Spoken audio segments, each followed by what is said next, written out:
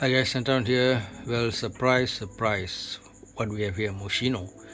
Well, I do have bias against Moschino, and I apologize for bias. You can't blame me also because of past experiences.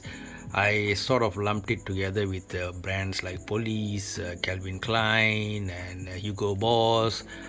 Into those brands that sort of churn out perfume after perfumes, flankers after flankers, and of course their strategy is like they give you quite a decent price. Most of the perfumes are not so long lasting, and then you got some kind of quality which is a bit above the supermarket cheapies, but not proper designer levels, right?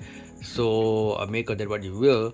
And so you can't blame me for over time sort of not okay evolving, I don't know, moving towards more stuff from Dior, Chanel, and some of the cheaper niche.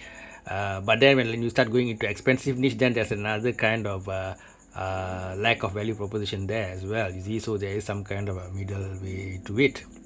But anyway, to be fair to Moschino, I found that when I tested this scent, I liked it. I like the blend. It's exactly, I think, what a fresh perfume should feel like.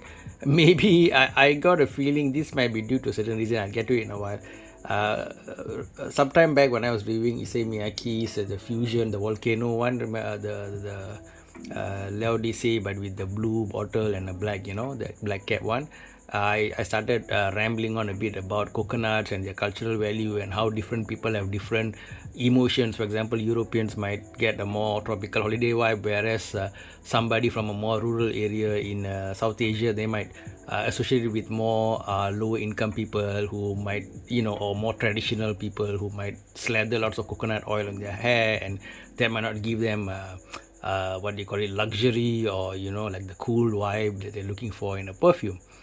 Right, so putting my coconut rant, coconut scandal, coconut drama aside, now this reminds me of another perfume that I liked, which I felt like was a freshie.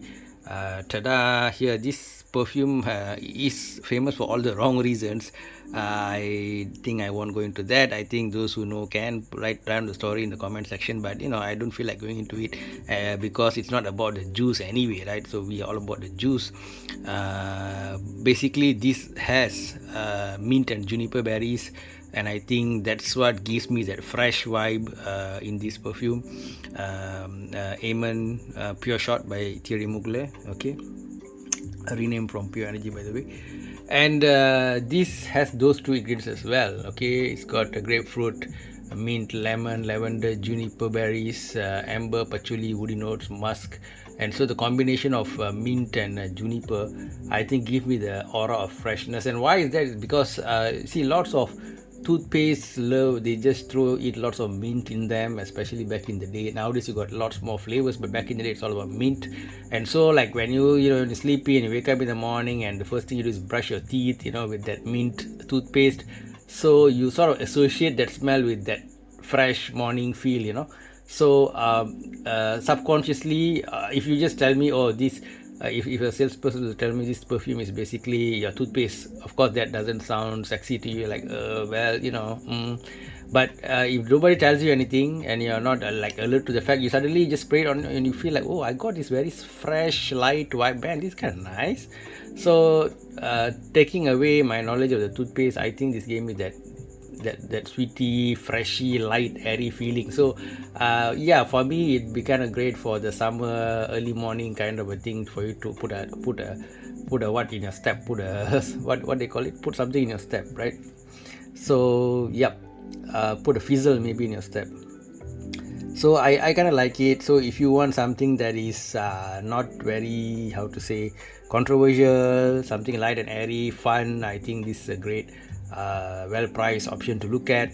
But if you're not into sweety, minty smells, then definitely this won't be for you. For me, I think I'll give it a 3 out of 5. Surprise from Moschino. I had that teddy bear ones and all last time, which, although I initially thought I liked them, but long term I just sort of push them aside. I think I do have some issues with the overly rosed up perfume, and the black bear was all about the rose.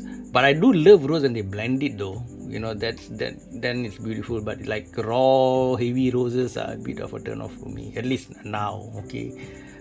So enough of the rant. Coming to the point. Okay, it's more for youthful people, light hearted fun, vibes, semi-formal or informal, I would say. But most of the informal perfumes I talked about before are all about dates, evening clubbing and all this. I think is sort of an informal that's more cool in the morning. Like you want to go for a morning drive, morning walk. I think this is great for that. And yep, Moschino, congrats. I hope you do better in the future.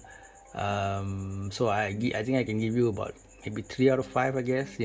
And if you're like a younger person who has a budget constraint and all, maybe it'll be 3.5 out of 5. Okay, guys.